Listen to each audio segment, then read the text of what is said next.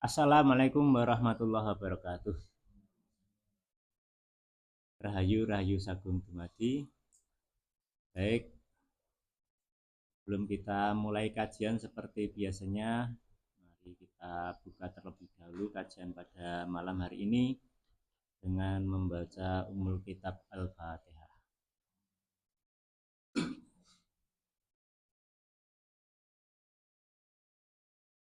Ila hadratin Nabi Mustafa Muhammad sallallahu alaihi wasallam. Fatihah.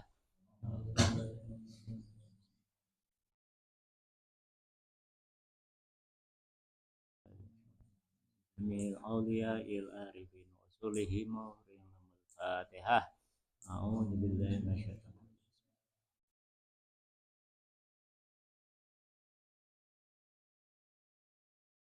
Illa sunnah khadaran jami'in wa usulihim Fatihah.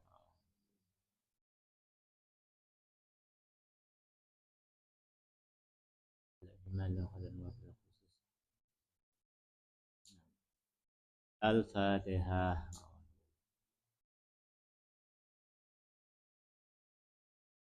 Wa ila suma'ila khadratin wa sunnah Yutrah mataram wa usulihim Al-Fatihah. A'udzu billahi minasyaitonir rajim.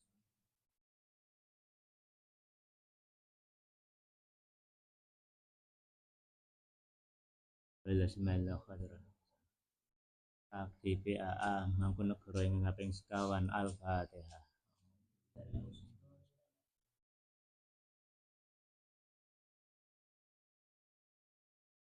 Wala semal makhluk sak lumahing bumi sakurbing langit Al-Fatihah.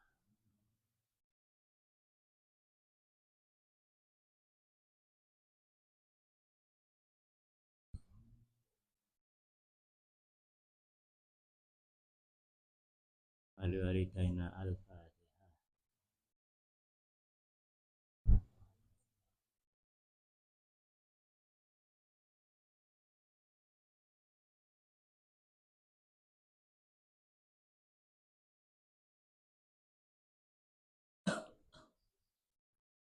Baik, sebelum kita masuk ke kajian Serat Widotomo yang pada malam hari ini sudah sampai ke podo yang ke-13. Dan kita bacakan seperti biasanya kita baca kidung.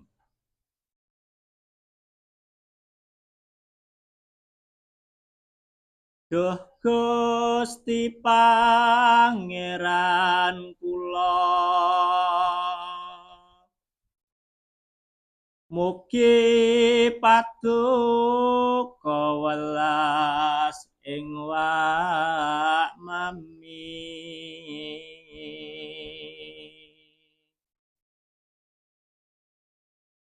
Paringa berkah rahayu tinebihna saking palak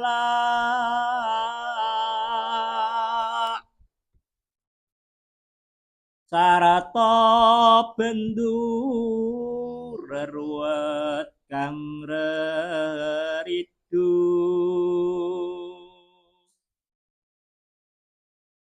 Duh Gusti mugi paring sembada sakeh punagi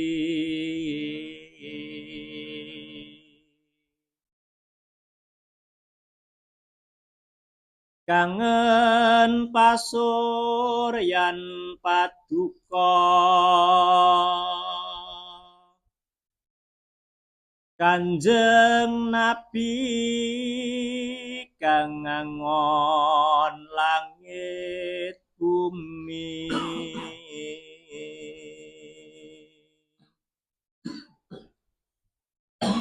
Kudaning berkah lan ilmu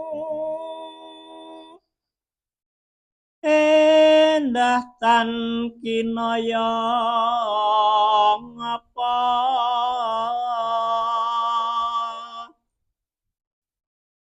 kekasih Gusti ingkang maha luhur.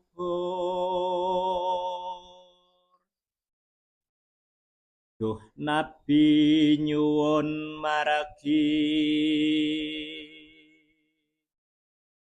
tresna lair trusing batin.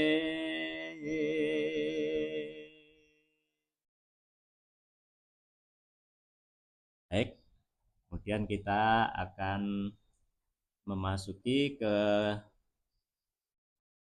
pupuh pangkur yang kode yang ke-13.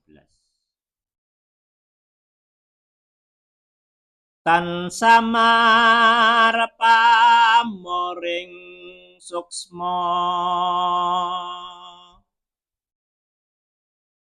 sinuksmaya winahya ing asepi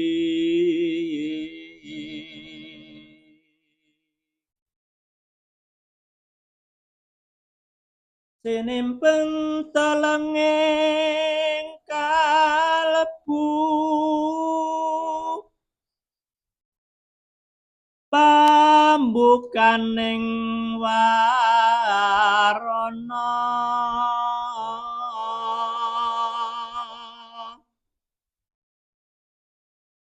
taralen saking layap lieping aluyut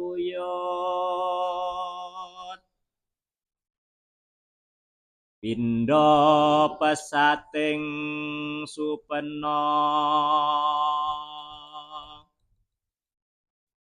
tumusuping rasa jati.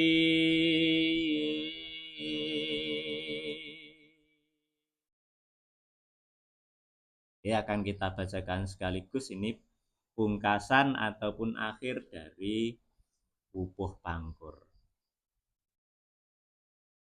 Sajatine kang mangkono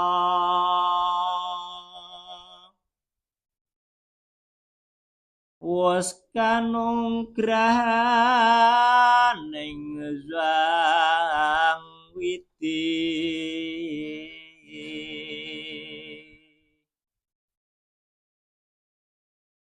balik ing alam ngasuwung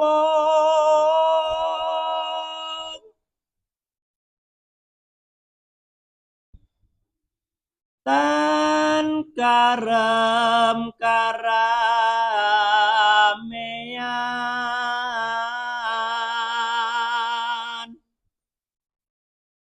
ingkang sipat wisesa winisesa wus mulih mula mulanira mulane wong anom sami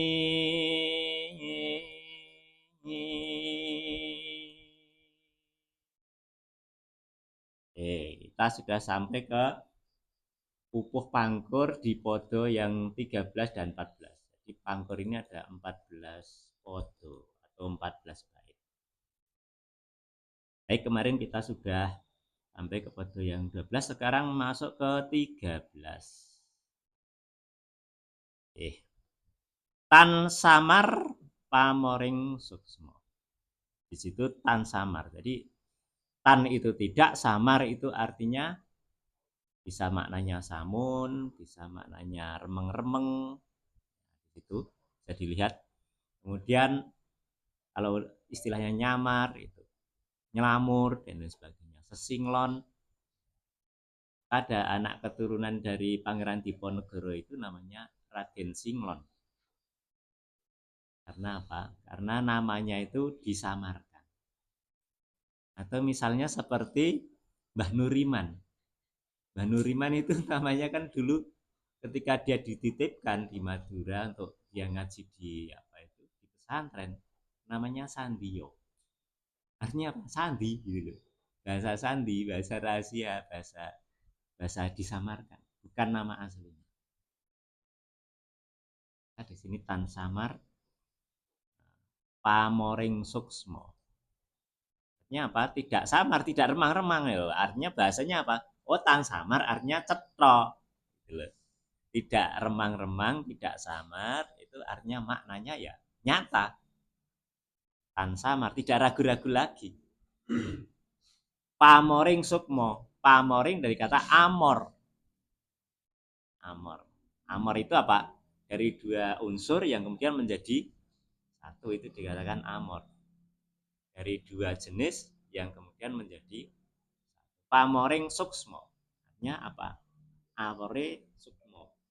Sukmo dalam bahasa teknisnya kemarin kita sudah memahami ada namanya roh, ada namanya sukmo, ada namanya nyowo.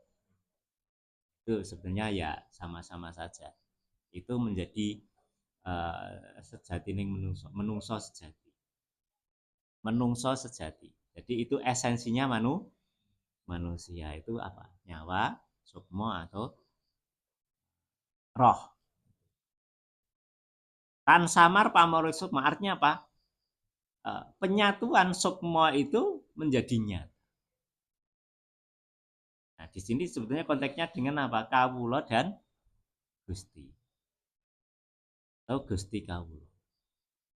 Maka apa? Nek Kawulo berhadapan dengan Gusti, maka dia akan bilang Gusti Kawulo. Tapi di sisi yang lain kalau dibalik, Kawulo Gusti. Kalau dibalik, Kawulo Gusti. Kawulo ke aku, Gusti aku. Jadi Kawulo Gusti. Iya gitu. Dibolak-balik, tapi bisa esensinya seperti itu. Jadi Gusti Kawulo berarti kan kita berhadapan dengan Gusti. Duh Gusti Kawulo. Ya. Maka dalam konteks itu maka Kawulo nyembah kepada Gusti. Di konteks sholat itu karena apa? Ada keterpisahan antara Kawulo dengan Gusti. Tapi kalau sudah Gusti Kawulo, apa? Gusti Kawulo, atau Kawulo Gusti, nah, Kawulo Gusti, itu berarti Gusti yang sudah nyawisi dalam dalam Kawulo atau seorang abdi. Jadi Gusti yang sudah tajali kepada seorang abdi. Nah, kalau di India itu ada namanya Krishna, Wisnu yang kemudian dia menjadi satu, menjadi memfisik dalam bentuk Krishna. Kemudian kalau di apa itu di agama Nasrani itu misalnya itu menjadi Kristus, Tuhan yang kemudian sebetulnya bertajali kepada dirinya Nabi Isa. Maka Isa disebut dengan Ruhullah kalau di dalam agama kita. Ini sama saja kok. Artinya apa? Yo sakjane yo ora ming Nabi Isa, ora ming Krishna, ora ming Kanjeng Nabi Muhammad. Karena Kanjeng Nabi Muhammad kan memang dia disebut Rasulullah, rasane Allah. Kanjeng Nabi itu Rasulullah, rasane Allah. Kalau Nabi Isa itu Ruhullah. Kalau Nabi Ibrahim Khalilullah, kesayangannya Gusti. Biar kita tidak bingung dengan bahasa-bahasa teknis, kalau kita di Jawa sebenarnya sudah sangat dikenalkan dengan hal-hal seperti ini. Nah, jadi apa? Nyawijinya Gusti dengan manusia itu di Jawa sebenarnya sudah tidak hanya kepada para nabi, bahkan karena kita manusia ini al insanu siri wa nasiruhu. Manusia itu rahasia dan rahasia dari manusia itu adalah aku. Makanya kan ketika wa idza sa'alaka ibadi ani fa ini qarib. Ketika seorang hambaku bertanya tentang aku, maka jawablah bahwa aku ini dekat. Seberapa dekat antara aku dengan manusia? Wa nahnu aqrabu ilaihi min hablil warid. Sesungguhnya aku ini lebih dekat daripada urat nadi. Lah urat nadi itu kan di dalam tubuh kita. Berarti kan itu kok bisa lebih dekat dari urat nadi. Berarti apa? Ya memang tidak jauh. Dia itu nyawiji dadi siji. Nah, maka di situ disebut pamor. Pamor itu amor. Tapi nanti juga ada pamor keris.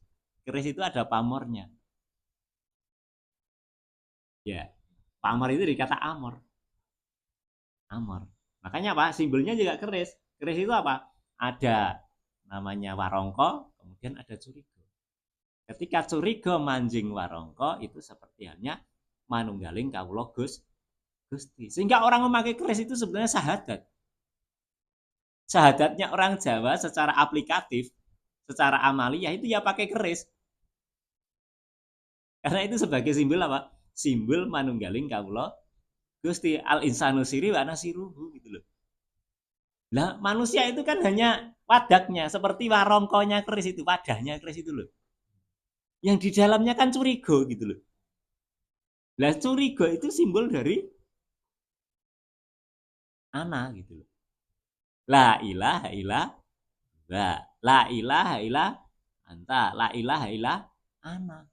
La ilaha illallah berarti ada jarak antara kaula dengan Gusti. Sehingga apa? Dia gaib. Datan kena kinaya apa? Biar kita paham bahasa-bahasa Qur'ani sebetulnya itu. Maka dia disebut apa? Subhanahu wa ta'ala. Karena apa? Dia maha suci. Ora iso tok gambarke. Le nyekel nganggo apa, le nyawang nganggo apa, le omong nganggo piye, enggak bisa dibayangkan. Laisa kami selihi. Saya itu ya la ilaha illallah. Lalu la ilaha illa anta itu sudah berdialog. Ini wajah tuh wajah dia. Sudah saling berhadapan. Lilladzi fatara samawati wal arda hanifan muslim. Ketika kita sudah muslim berserah diri kepadanya, maka kita akan bisa bermuajahah, berdialog secara langsung. Seperti halnya ketika Musa berada di Gurun Sinai pengen bertemu dengan Tuhannya. Tapi waktu itu Musa gagal untuk melihat secara fisik, ya nggak bisa. Maka kemudian apa? Musa, kamu lepaskan dulu kedua terompahmu. Itu makna simbolik. Jangan dimaknai secara letterlek. Artinya apa? Kalau kamu mau memasuki, ingin bertemu dengan aku, maka dua terompahmu itu lepaskan dulu. Satu terompah apa? Satunya adalah terompah syariat, yang kedua terompah toreko. Gitu loh. Sehingga apa? Ketika kita mau bertemu, ya bertemu dengan Allah, ya tidak bisa kamu masih memakai syariat, kamu masih memakai toreko. Kalau mau bertemu dengan Allah, maka dia harus la ilaha illallah. La ilaha illa ana, sudah la ilaha illa ana. Sehingga apa? Waktu itu disimbolkan dengan Nabi Musa itu pingsan. Nabi Musa pingsan. Artinya apa? Tidak bisa kita pengen mengetahui Allah dalam bentuk kesadaran dan logika apapun, kesadaran fisik dan logika. Sehingga apa? Dia harus menidurkan indranya, menidurkan nafsunya, dan menidurkan pikirannya. Nih, karena apa? Awal untuk kita bisa bertemu adalah salah satu langkah yang pertama yaitu apa? Mengenal diri. Man arafa nafsahu faqad arafa rabbahu. Barang siapa kenal dirinya maka dia akan kenal. Artinya apa? Sebagai tataran awal. Karena apa? Jadi robah itu sebenarnya apa? Yang menjadi robah itu apa? Ya esensi manusia itu. Esensi manusia itulah robahu itu. Tuhan kita itu ya itu. Karena apa? Dia wujud fisik dari yang maha kuasa. Dalam bentuk hidup gitu loh. Maka manusia, kenapa manusia hidup? Karena dia dileboni oleh yang maha hidup tadi. Sehingga apa? Ketika kita mendengar, sebenarnya mendengar itu dia kok. Ketika kita berkata, yang berkata sebetulnya dia. Tapi kita mengaku-ngaku gitu. Kita mengaku-ngaku. Yang bergerak sebenarnya dia. Apa? Dalam bentuk hidup. Nah, kita ini hanya mengaku-ngaku saja. Sebetulnya apa? Ya dia yang menggerakkan. Saya nggak mungkin bisa bergerak tanpa yang menggerakkan dia. Saya tidak bisa berbicara tanpa dia yang berbicara. Saya tidak bisa mendengar tanpa dia yang mendengar. Artinya apa? Inilah kesatuan wujud antara manusia dengan Tuhan. Nah, karena apa? Ya tadi UIA atau AIU. Allah itu urip atau urip iku Allah iku urip. Nek diwalik urip iku Allah. Artinya apa? Loh, kalau kita hidup berarti kan uripnya Allah gitu loh. Berarti nek menungso urip berarti menungso kepanggonan Allah gitu loh. Sehingga apa? Innalillahi, konteks innalillahi wa inna ilaihi nanti di sini disebut sebagai apa? Mulih, malih, mulo, melani. Nih, mulanya saya katakan ini sudah apa puncak dari sebuah ajaran yang sebenarnya manunggaling kawula Gusti. Nah, ini memang pada waktu dulu ini banyak terjadi konflik khususnya kalau sudah terkait dengan politik. Ini manunggaling kawula Gusti ini karena dianggap apa? Ini mampu untuk merekrut masyarakat-masyarakat bawah, masyarakat petani yang ditakutkan nanti bisa menggulingkan kekuasaan sehingga apa? Seperti Al-Halad kemudian dipenggal kepala, seperti Sasiti Jenar juga apa itu dieksekusi seperti itu. Nah, saya kira hal-hal seperti itu memang sebetulnya masalah pemahaman. Masalah pemahaman. Karena apa? Yang selama ini kadang-kadang hal seperti itu dianggap salah karena apa? Dominasi orang-orang syariat. Dominasi orang-orang syariat yang memahami bahwa Tuhan itu sebagai sesuatu yang jauh tadi loh. La ilaha illallah tadi loh. Tuhan itu gaib, jauh gitu. Di sana, di langit sana ngendi gitu. Duting neng dhuwur. Padahal kita tidak tahu bahwa la ilaha illa ana. Tidak ada Tuhan melainkan aku. Makanya hurufnya alif gitu loh. Alif sing jejeg gitu loh. Hingga apa? Allah iku urip iku hanya merubah harokat saja sebenarnya. Nah, kita ini kan sandangan. Alam, manusia dan jaga seisinya ini kan sandangan. Pakaian gitu loh.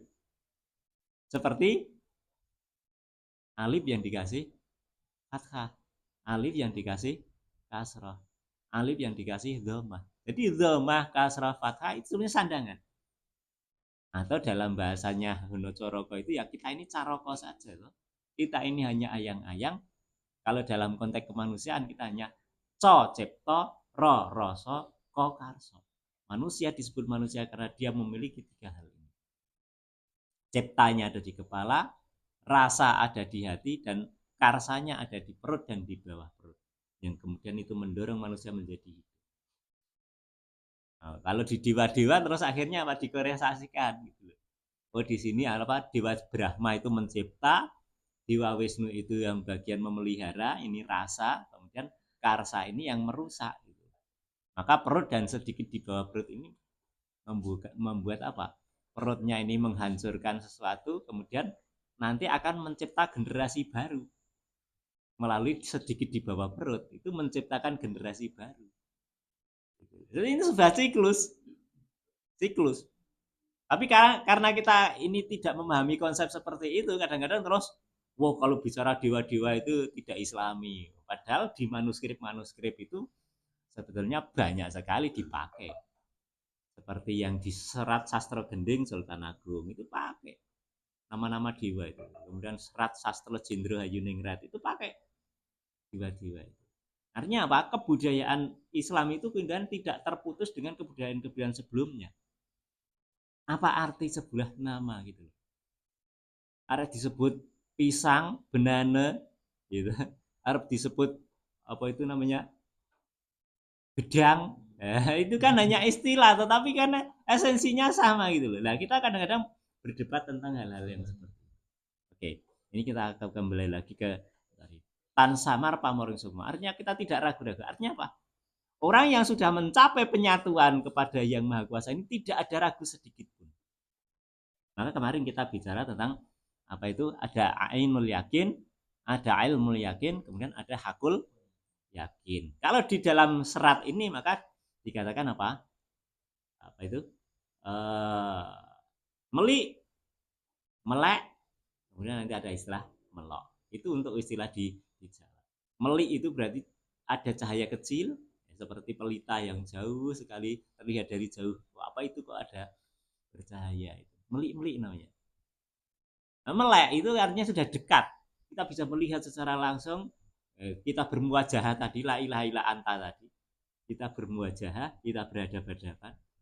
Kemudian kalau melok itu ya sudah, tidak hanya berhadapan-hadapan, kita tidak hanya menyaksikan saja, tidak bermusahadah saja, tapi kita ini tidak lain adalah dia. Nah, makanya sudah amor. Artinya apa? Amor itu kan, mor itu kan mati toh. Maka disebut amarta. A itu tidak, marta itu mati. Maka orang-orang amarta pendowo istilahnya, amarta itu orang-orang yang hidup, selalu hidup. Karena pada waktu medan pertempuran antara Kurawa melawan Pandawa, walaupun Pandawa itu hanya 5 orang, kemudian yang Kurawa itu 100 orang.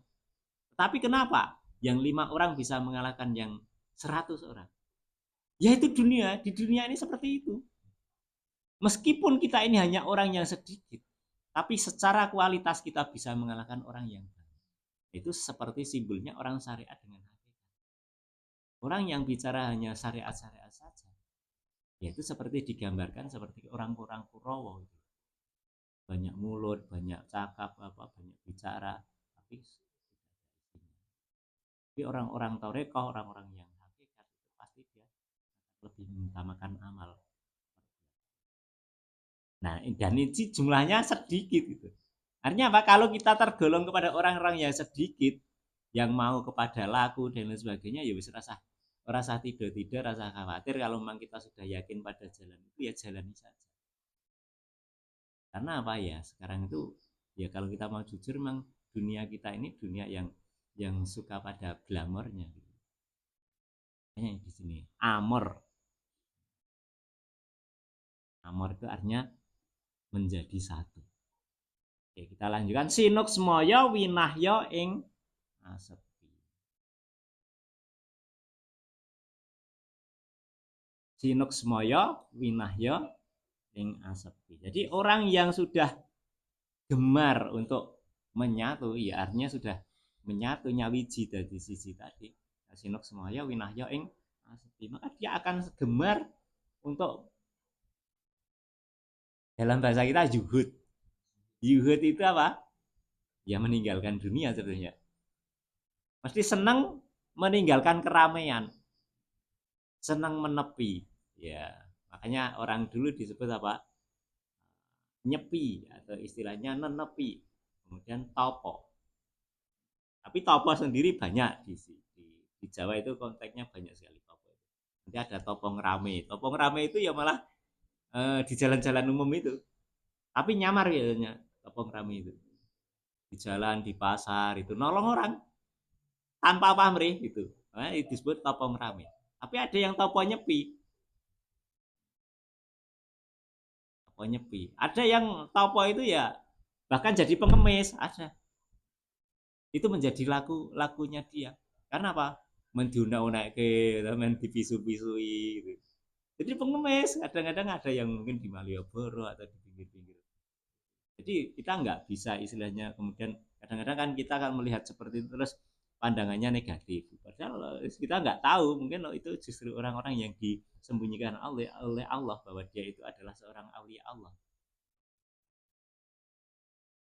Nah, di situ sinok semoyo winahyo ing aspi. Dia seneng.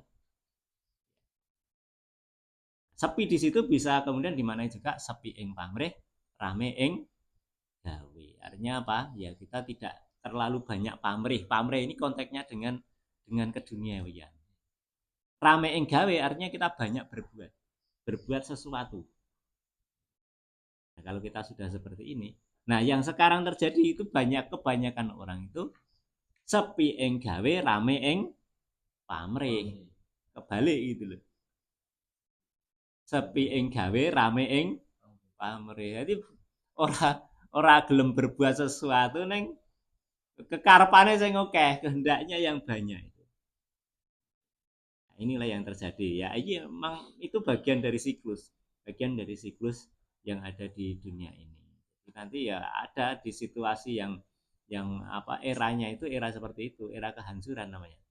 Nanti akan bangkit kepada generasi yang baru. Nah, karena itu kita ini harus siap-siap untuk menyongsong kepada generasi yang baru. Dan kita mau ikut di payungnya yang mana ya terserah. Kalau kamu ingin bagian yang jadi tumbal, artinya apa ya? Kita tidak ikut berperan untuk membentuk generasi yang baru ya sudah, kita jadi sampah-sampah saja, nanti akan digilas dengan sendirinya. Tapi kalau kita ini menjadi orang yang akan menyongsong kehidupan yang baru, menyiapkan generasi yang baru, ya kita mari. Kita sepi ing pamrih, rame ing banyak berbuat di mana-mana tanpa terlalu banyak mengharap sesuatu imbalan. Nah itu kan bahasa nengen bahasa kita kan dikatakan apa? Ikhlas loh. Ya tapi kita pakai istilah ini saja biar orang kita piye gitu. Sepi ing prame rame ing gawe kan lebih enak loh. Daripada istilahnya ikhlas. Ikhlas nyebut ikhlas. Wes aku ikhlas wis nyebut apa-apa. Tapi ya faktanya itu kadang-kadang sulit. Makanya apa ya kita lebih enak menggunakan istilah ini aja gitu. Sepi ing pamrih rame ing gawe. Jadi apa ya kita melakukan sesuatu ya lakukan saja. Nggak usah pakai nanti biar begini biar begini biar sholat aja kita berharap sesuatu kok. Iya terbiasa toh. Karena kita memang dididik gitu loh. Oh, kamu sholat biar dapat pahala. Kamu kalau jamaah pahalanya 27 kali itu kan TK. Anak-anak TK kan kalau kamu belajar tak kasih bang gula gitu. Nah, tapi buat kita yang sudah dewasa, pola pikirnya sudah dewasa ya jangan begitulah. Ya mau sholat ya sholat saja gitu loh. Mungkin sebagai wujud apa rasa cinta kita. Rasa cinta kita, kemudian kita mendarmabadikan, kita rela untuk melakukan sesuatu. Kalau kita cinta pada sesuatu, itu kan kita pasti rela untuk melakukan sesuatu. Benar tidak? Loh, nah lagi cinta loh. Nyatanya kayak si Ulum kayak gitu. Duit cinta yang ada di sana gitu. Kalau mbok neng Banten ngono ya cedak piye. Walaupun di Banten sana ya rasanya itu dekat sekali. Kenapa? Karena ya cinta. Tapi kalau kita ini nggak cinta, deket aja terasa jauh. Bener nggak? Nah, saya rumah tangga biasanya ngerti. Deket gitu, tapi jauh. Bokong-bokongan. Nah, itu loh. Karena apa? Karena nggak cinta. Tapi kalau cinta, jauh aja rasanya. Aku tahu ngerasain yang ngono. Itu yang dinamakan cinta. Nah, kecintaan lalu bagaimana meletakkan rasa cinta kita ini yang posisinya yang tepat. Maka cinta yang lelungi dan inilah yang memang tidak semua orang melakukan. Nah, ini makanya orang-orang sering menyebutnya ini sebagai jalan sepi. Karena enggak banyak orang yang menempuh jalan-jalan seperti itu. Orang yang menempuh seperti jalannya Mas Hanif ini enggak banyak. Nah, gelem ngene iki ya Mas Hanif ngene iki. Longko. Iya ninggal ke omah ya neng kene ndangkrok ya to wis batik dino ya to mau berdama bakti nggak usah yang berat-berat lah seperti itu aja itu nggak semua orang mau melakukan makanya apa ya bisa iki sing langkah sing ngono-ngono kuwi oke kita lanjutkan sinimpen telenging kalbu telenging kalbu sinimpen itu disimpan telenging kalbu teleng itu di dalam kalbu maka rahasia-rahasia itu biasanya disimpan. Nah, orang-orang yang berilmu pengetahuan itu memang biasanya tidak banyak berbicara, tetapi bagaimana hal-hal yang rahasia itu menjadi apa? Ilmu rasul. Ilmu rasul. Ya, hal-hal seperti ini kita wedar ya karena biar hanya menyambungkan saja sebenarnya. Menyambungkan antara ilmu lahir kemudian menyambung kepada ilmu batin ini biar tidak terjadi jeda. Makanya dicontohkan oleh Kanjeng Sunan Kalijaga pakai apa? Pakai orong-orong ketika terpenggal kepalanya gitu. Kemudian disambungkan lagi dengan tatal kayu jati itu sebenarnya apa menyambungkan head dengan head menyambungkan pola pikir dengan ilmu rasa ilmu hati gitu. Sehingga menjadi berhati-hati nah itu biar apa ya kepala dan dada ini bisa nyambung tidak terputus itu Nah, kenapa orang-orang barat itu sangat cinta sekali misalnya di candi-candi itu sering kepalanya yang diambil? Ya karena memang orang-orang barat itu fokusnya itu di kepala. Sehingga dia apa yang diambil ya kepalanya. Buat orang Jawa, diambil kepalanya tidak masalah. Maka orang-orang dulu itu bahkan mengorbankan kepalanya untuk tumbal. Itu sebenarnya biasa kalau orang dulu. Bukan karena dibunuh, tetapi dia yang menyerahkan kepalanya untuk menjadi tumbal atau menjadi korban. Untuk sebuah kebaikan. Atas dasar kerelaan. Nah, ini apa disimbolkan tadi? Seperti Buddha yang dipangkas kepalanya kemudian dibawa oleh orang lain. Nah, yang di Jawa ya ditinggalkan dodo. Dada itu ilmu rasa. Itu sebenarnya kalau kita membaca alam itu, oh ternyata seperti itu. Jadi orang-orang Jawa itu memang fokusnya itu di ilmu rasa. Tapi kalau ilmu rasa saja tanpa adanya ilmu akal itu kemudian nanti tidak pertimbangan ini juga penting. Artinya apa? Ilmu pikir ini dalam konteks mengendalikan. Wong wis nek nuruti rasa njuk karepe mlaku sak karepe dhewe tekan ndi. Ya, saya pernah itu. Wae saka Yojo arek mlaku tekan di kampung saya sana itu. Wis tak lakoni pisan itu loh. Terus yang kedua arek ngono meneh yo. Wah iya engko sikile melocot meneh ya. Pernah saya itu ngelakoni dari Jogja sampai di rumah itu. Melaku tanpa sandal itu. Ya, sampai di rumah jam 6 pagi itu. Kakinya udah lecet semua itu. Ya karena nuruti rasa tadi. Nuruti rasa. Ya men, enggak apa-apa itu sebagai sebuah perjalanan gitu. Oke, jadi apa? Ilmu-ilmu yang rahasia-rahasia itu tadi disimpan di dalam kalbu. Maka hati itu sebetulnya itu menyimpan sesuatu yang makanya digambarkan kalau dalam serat Dewa Ruci itu golek ana neng apa itu ngilmu kasampurnan sangkan paraning dumadi itu golek ana neng samudra minang kalbu. Sebetulnya itu bahasa simbolis oleh Durna kepada Bima itu. Kon goleki ning samudra minangkal. Dicari di dalam hati sebenarnya maksudnya. Carilah di dalam hatimu sendiri.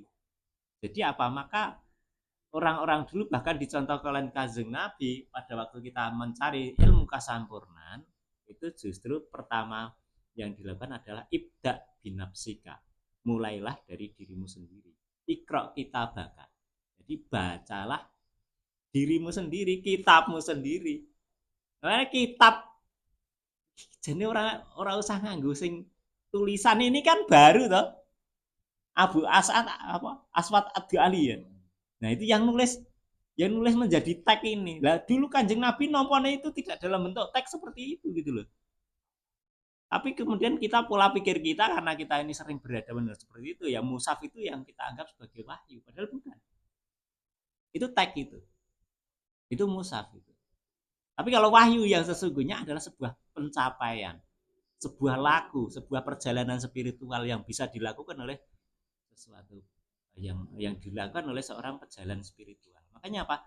Kalau kamu pengen meniru Kanjeng Nabi, ya tirulah laku spiritualnya, perjalanannya, bukan kok hanya sekedar membacanya. Tidak seperti itu, tapi laku spiritualnya. Kanjeng Nabi topo neng gua misalnya, awak dhewe wani ra topo neng gua. 40 dino kaya Kanjeng Nabi. Ya, seperti itu. Ya minimal kita bertapa dalam gua kita sendiri kan tubuh kita ini kan juga seperti gua. Di dalam diri kita ada esensi kita. Nah, kita bertapa di situ. Paling enggak gitu. Makanya apa? Hal-hal seperti itu ibda binafsi mulailah dari diri kita. Iqra kita baca. Maka iqra bismi rabbikal ladzi. Dari apa kamu diciptakan? Nek neng Jawa terus akhirnya muncul apa? Kamu itu mau pergi dulu kemana? Ke Ponorogo. Ngapain di sana? Ayo, itu kan sanepan. Pono itu ngerti rogo ragane. Dari apa kamu diciptakan? Tanganmu, matamu, telingamu, kepalamu, kakimu. Dari apa itu diciptakan? Berarti kan kita belajar tentang sangkan paran. Dari apa kamu? Kan berarti kan dari mana kamu berasal? Dari apa kamu dibuat? Kan gitu. Disuruh membaca diri gitu. Wa fi anfusikum afala tubsirun, apakah terhadap diri kamu sendiri kamu tidak memahami. Sebenarnya udah disindir-sindir seperti itu terus. Setelah ke Ponorogo hendaknya kemudian teruskan lagi kemana? Ke diri. Diri apa? Ya diri pribadimu itu gitu loh. Bacalah dirimu gitu. Sehingga apa? Akan mencapai Trenggalek. Trenggalek apa? Terang ing galih, terang padang galih hati. Hati kita menjadi bersinar-sinar gitu loh. Caranya piye ya bondo wasa ya dibondo. Dibondo diprawoso, sing dibondo diprawoso apa nepsune. Lah ben resik piye ya nganggo banyu. Banyune apa? Banyu wangi. Gitu loh. Lah nek pakai banyu wangi, kita berwudu bersuci dengan banyu wangi. Maka di Banyuwangi itu ada namanya Mino Luhur. Mino itu iwak, luhur yang memiliki keluhuran. Nek diwalik Mino Luhur jadi apa? Ruhul Amin. Iki jenenge metode kosok balen. Metode walian gitu loh. Gitu. Mino Luhur jadi Ruhul Amin. Kalau kamu ingin jadi Ruhul Amin ya kudu wudu nganggo banyu. Banyu apa? Banyu suci Perwitasari atau banyu wangi.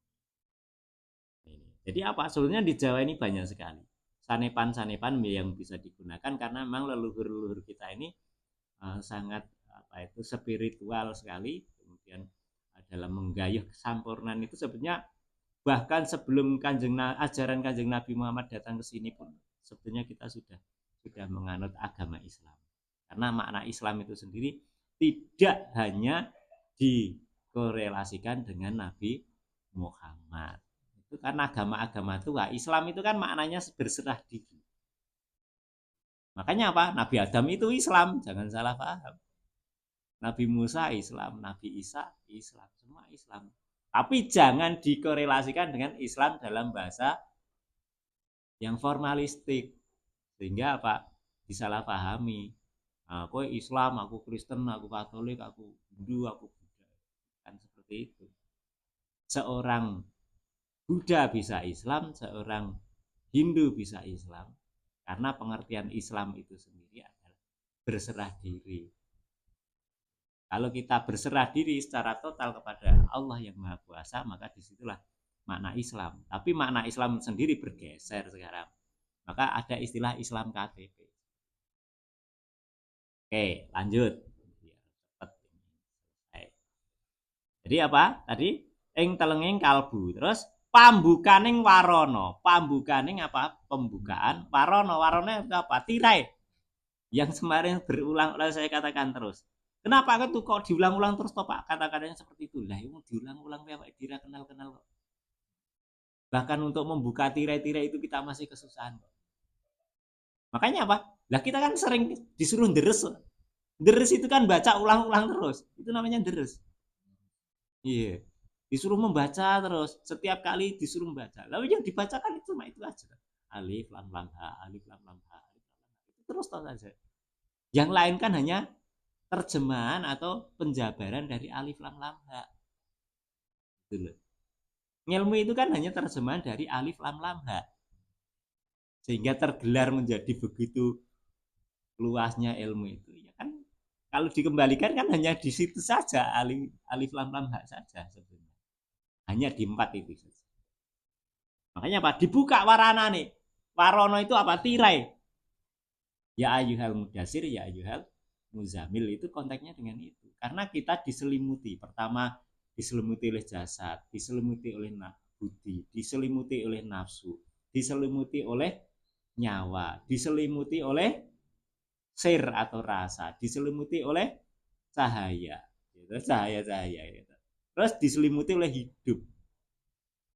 Baru ketemu esensi yang sejati, yaitu apa? Alif lam lam ha, gitu loh. Sehingga apa? Kita ini, maka konteksnya Kanjeng Nabi Isra itu sebenarnya apa? Membuka tirai ini. Maka disebut ilmu mukas safa. Mukas safa itu kan terbukanya tirai. Lah kita ini kan ditirai-tirai. Nah makanya apa? Kalau mampu membuka tirai-tirai atau baju-baju yang menyelimuti kita ini, maka kita akan ketemu yang sejati. Yang tidak sejati berarti harus disingkirkan gitu loh. Jasad ini bukan sejati, makanya bosok. Hancur kembali kepada esensinya masing-masing. Banyu bali banyu, geni bali geni, bumi bali karo bumi. Angin bali neng angin gitu loh.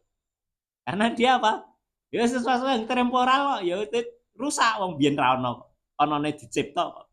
Ya kan kemarin kalau kita kembali ke surat Hidayat Jati. Kan segala sesuatu kan tidak ada, yang ada hanya Allah, hanya zat saja. Bahkan Allah dalam konteks nama pun belum ada. Karena Allah itu kan penamaan. Orang lain mungkin tidak menyebutnya Allah gitu loh. Sang Yang Widi mungkin menyebutnya atau apa gitu. Itu kan nama. Ya, dia ya apa? Sebenarnya kan alif, lam, ha. Lah, alif lamnya itu makrifat, lam yang kedua itu lam tamlik, ya, menunjukkan kepemilikan. Kemudian yang terakhirnya hu-nya kan domir. Sebenarnya kan hanya domir saja. Makanya orang Jawa kalau dikir hu, hu, hu apa itu? Ya domir sebenarnya. Karena dia apa? La ilaha ilah huwa pengganti sebagai huwa itu tadi hu, domir. Makanya domir hu itu kan bunder toh. Ilmu kasampurnaan itu disebutkan bunder. Maka angka yang pertama itu sifar itu nol. Gitu loh. Ada tapi tidak kelihatan. Bener nggak? La ilaha illallah gua itu. Gua itu apa? Ada tapi tidak kelihatan.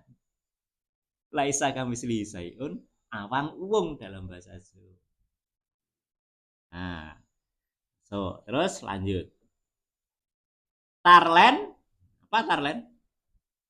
Tarlen artinya apa? Oralio. Oralio, lain gitu. Tarlen, tidak lain gitu. Tarlen itu dalam bahasa Indonesia. Iya. Tarlen, tar lain tadi ya Tarlen. Tarlen saking liep layaping ngaluyup. Jadi liep layap lieping ngaluyup. Layap. Ya, kan layap-layap. Oh itu layap-layap ke apa? Layap-layap itu. Di situ disebutkan kaanan ramyang-ramyang. Jadi namanya apa? Layap-layap. Kayak pagi itu loh. Matahari belum betul-betul keluar, tapi sudah cahayanya sudah kelihatan. Makanya disebutkan ramyang-ramyang atau sudah kelihatan ada titik terang gitu loh. Nah, layap liyepeng ngaluyup. Nah, apa liyep? Orang mau tidur itu kan biasanya liep-liep. Ya.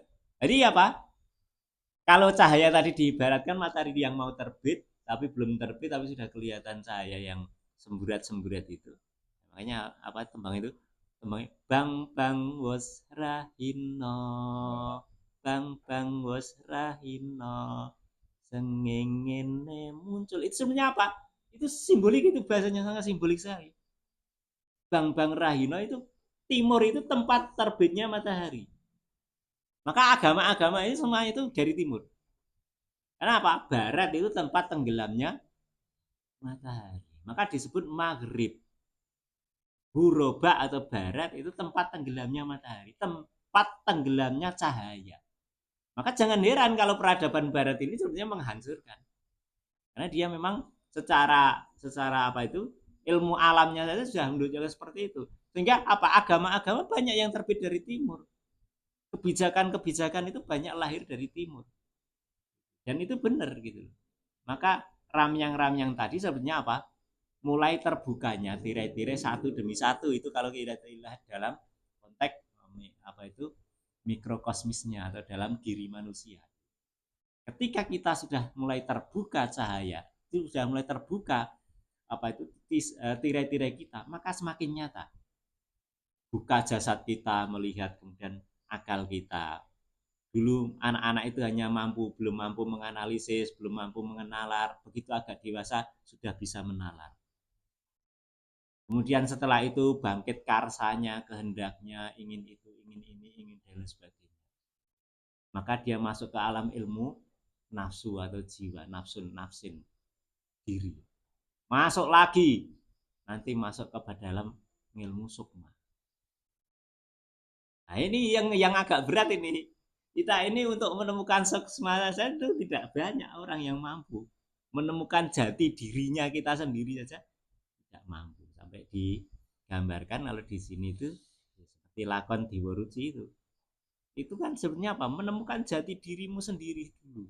Kalau sudah ketemu, kowe ketemu karo wong sing podo karo rupane awake dhewe, maka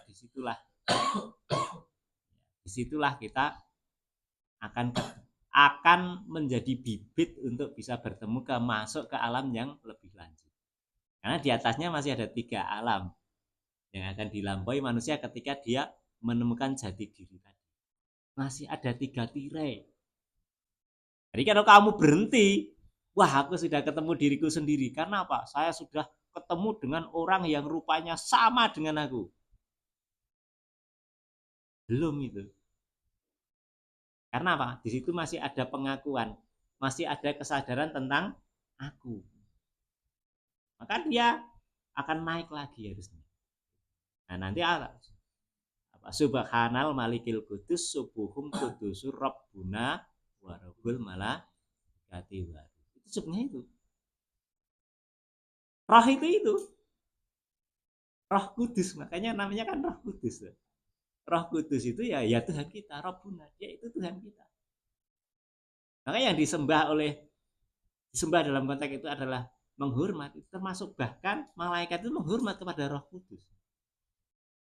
Roh Kudus itu roh suci kita itu, atma itu, sukma kita, nyawa kita itu. Nah makanya apa? Nanti dia yang akan derek ketika kita sudah menemukan sukma, seperti halnya Kanjeng Nabi pada waktu Isra Mi'raj, maka dia dibedah itu kan simboliknya, dibedah dadanya itu kan simboliknya, sehingga dia akan ketemu dengan tadi nyawanya. Begitu ketemu dengan nyawanya, sukmanya, rohnya, maka kemudian Roh Kudus tadi diantarkan kepada alam yang lebih tinggi gitu. Itu namanya Isra. Terbukanya tirai, membuka tirai satu demi satu. Jadi liep. Orang yang ini biasanya makanya apa? Kalau kita berzikir atau kita pada proses zikir itu apa? Liap kita. Liap ya antara tidur apa? Antara tidur dengan mata telanjang gitu loh. Seperti ayam itu loh. Ayam kalau tidur kan gini tuh. Nah, gitu loh. Nah, alam di antara itu disebut dengan alam ngaluyur. Nah, biasanya nanti akan ketemu di situ antara tadi itu tidur apa sadar ya. Kok melihat sesuatu yang rupanya seperti saya. Persis di hadapan saya. Seperti halnya saya berkaca. Lah kaca tadi apa? Kan rasa. Berarti kalau kamu sudah mampu bertemu dengan rupa yang sama dengan kamu, maka kamu sudah ketemu di rasa. Karena rasa itu ada di dalam kaca. Dan rupanya sama dengan kamu, berarti kamu sudah ketemu rasa. Lah rasa itu maka orang Jawa nyebutnya rasul. Kenapa rasul? Karena rasul itu akan menggambarkan sesuatu yang jujur apa adanya.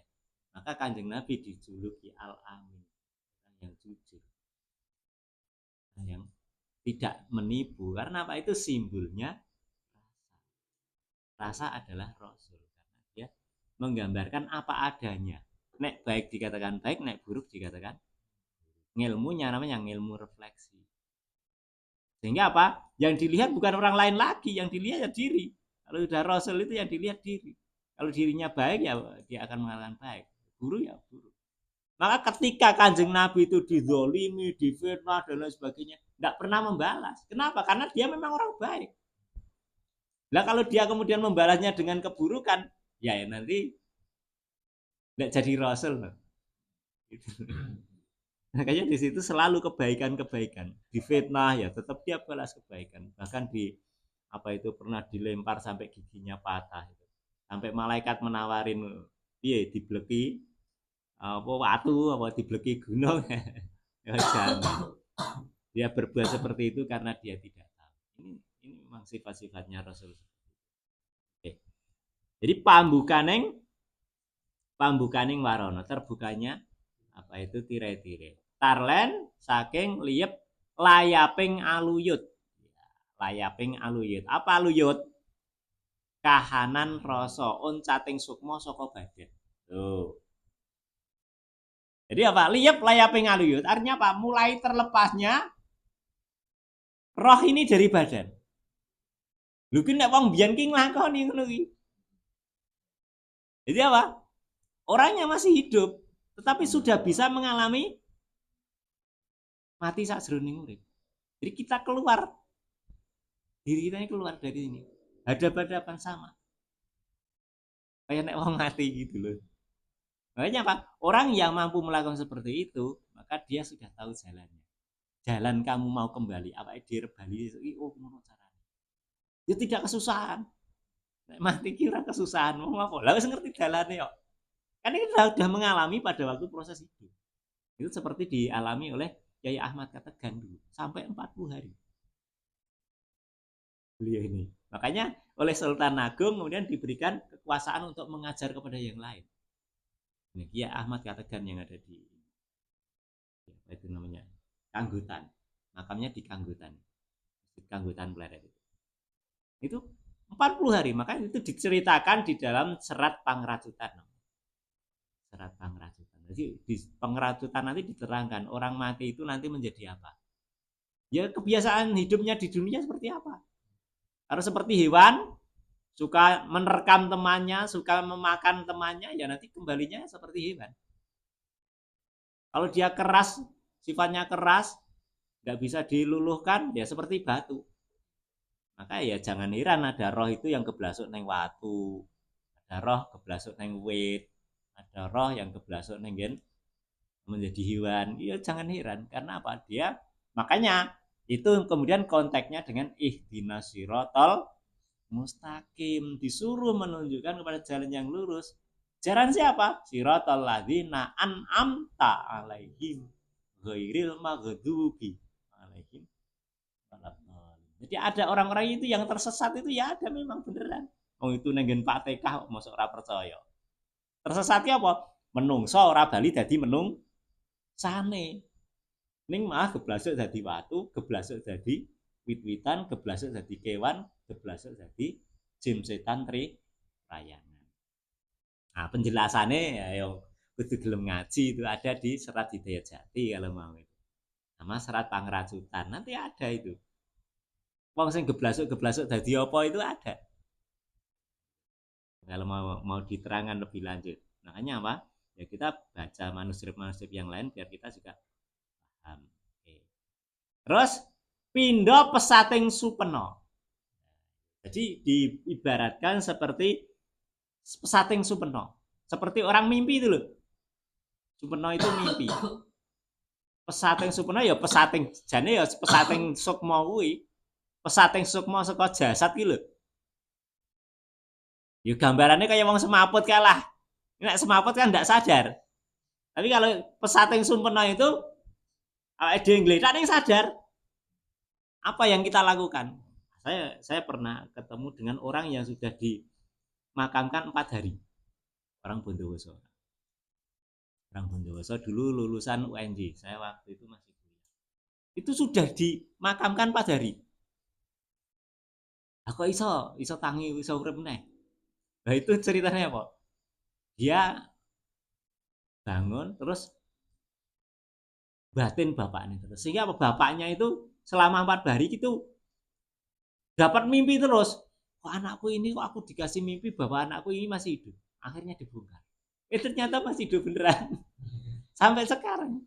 Itu jadi penulis dia namanya siapa saya agak lupa. Itu anak UNJ dulu. Nah, berarti apa hal-hal seperti itu memang orang ngoyo-woro memang itu bisa terjadi. Bisa terjadi. Gitu. Ya apa sih yang nggak mungkin buat Allah gitu. Pindo pesating supeno di situ diibaratkan seperti keluarnya roh dari jasad.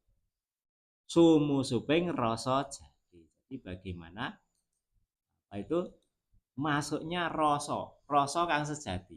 Rasa kang sejati itu ya rasul tadi. Maka apa itu masuk pintu antara sukmo, nyawa atau roh bahasa teknisnya ya menuju ke sir. Jadi sir, kalau kita melihat kemarin yang di gambaran itu, maka ada sir itu. Nah, sir di sini. Sir itu di, kalau di sini ya di atasnya. Di atasnya roh. Jadi ada jasad, akal, nafsu, roh, sir, nur, hayu atau hidup, kemudian baru zat. Zat ini yang terdalam. Jadi kalau kita ini kembali, artinya apa? Yang ada dulu kan hanya zat gitu loh. Lah kalau kita kembali kepada zat lagi ya sudah selesai gitu loh. Seperti apa? Seperti laron. Laron nyeblung neng ini lampu itu ya sudah hancur lebur sudah. Maka kita ini belajar pada laron seperti halnya yang diajarkan Maulana Rumi itu. Cerita tentang laron itu. Bagaimana laron itu mengejar cahaya, bahkan dia itu karena cintanya kepada cahaya, dirinya hancur tidak masalah. Seperti Al-Halat kan seperti itu. Hancur tidak masalah, wong. Wong apa sih? Kalau kita sudah kembali kan ya sudah. Kan dia yang mulia, dia yang sempurna, dia yang jamal, dia yang kamal, kan seperti itu. Ya wes toh, malah wes sempurna kok. Maka disebut ilmu kasam. Nah, ilmu kasampurnaan itu ya kalau kita sudah kembali kepada asal mula kita. Nanti diterangkan di yang ke-14. Jadi kita hanya pada malam hari ini hanya sampai ke yang 13 dulu. Mungkin besok endingnya di minggu yang akan datang. Semoga kita masih diberikan panjang umur dan bisa melanjutkan kajian kita. Tetap ini masih kita ulang-ulang dalam konsep ini biar kita tertanam dulu. Kita paham konsepnya karena ini kaitannya dengan wirid lah. Yang kita sampaikan ini beberapa ini terkait dengan wirid. Nah, wirid ini nanti ya, harapannya ke depan ya menjadi suluk, bukan hanya wirid. Wirid itu karena teori tentang spiritualitas. Tapi kalau sudah suluk itu sudah laku spiritualitas. Sehingga apa? Seperti suluk linglung. Itu ya suluknya kan Sunan Kalijogo. Pada waktu proses pencarian itu sampai linglung, sampai bingung gitu. Semua rata-rata para pencari itu ada titik linglungnya. Seperti misalnya Werkudara, ya Bimo itu pada waktu mau cari kesampurnan, ya linglung juga. Suruh masuk ke segoro, nanti nek mati gimana? Ya mikir gitu juga. Terus nanti dimakan sama ular. Nanti nek aku mati gimana? Ya sempat ada. Namanya juga manusia ya. Itu sebenarnya disimpulkan. Nah harapannya apa? Ya kita itu walaupun setiap kali dalam proses hidup kita ini banyak tantangan, banyak godaan dan lain sebagainya, tetapi paling tidak kita konsisten untuk tetap menuju kepada titik yang ingin kita tuju. Bahwa kita ada godaan, bahwa kita ada cobaan, bahwa kita ada ujian, itu ya memang bumbunya. Semakin derajat yang pengen kita cari ini lebih tinggi, maka pasti tantangan godaannya akan lebih. Itu sudah sunatullah seperti itu. Semoga kita digolongkan pada yang berjuang untuk menuju ke jalan yang walaupun kita sepi ya. Artinya apa? Tidak banyak yang menempuh jalan. Mungkin begitu saja. Mohon maaf kalau ada kesalahan. Besok kita lanjutkan di minggu yang akan datang. Min amin. Yo alhamdu. Lillahi rabbil alamin iku kan kuwasa kawula dharma nglakoni minta mreng juang moho aku kumambang